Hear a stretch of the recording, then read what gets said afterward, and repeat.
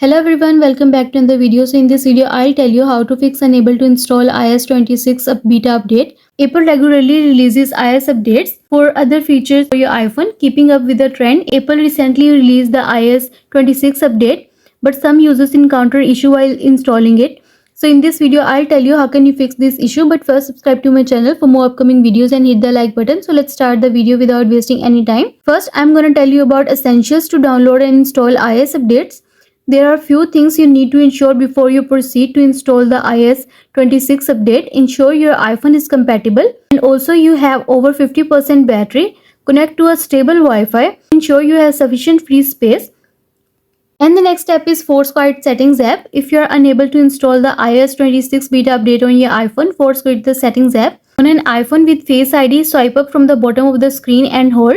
On an iPhone with a home button, quickly double press it and then drag the Settings app card all the way up to Force Quit. And then after a few seconds, open the Settings app and check for the software update and see if you can install the new iOS update. And the next step is restart your iPhone. Like any other tech device, restarting your iPhone might fix the underlying software glitch that might be hindering the iOS update process. To restart your device, turn it off by pressing the volume down button and the power button together. A slider will appear, so slide to power off and after some time press the power button again until you see the Apple logo on your home screen. And you are done. And the next step is reset network settings. This is an almost short solution to fix failed software update issues. For this, go to settings. Next, go to general option. Scroll down to the bottom and choose transfer or reset iPhone and then choose reset.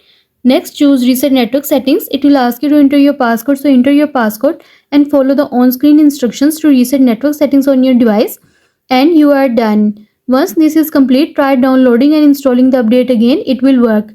In rare cases, if this does not help, go ahead and reset all settings on your iPhone by choosing reset all settings.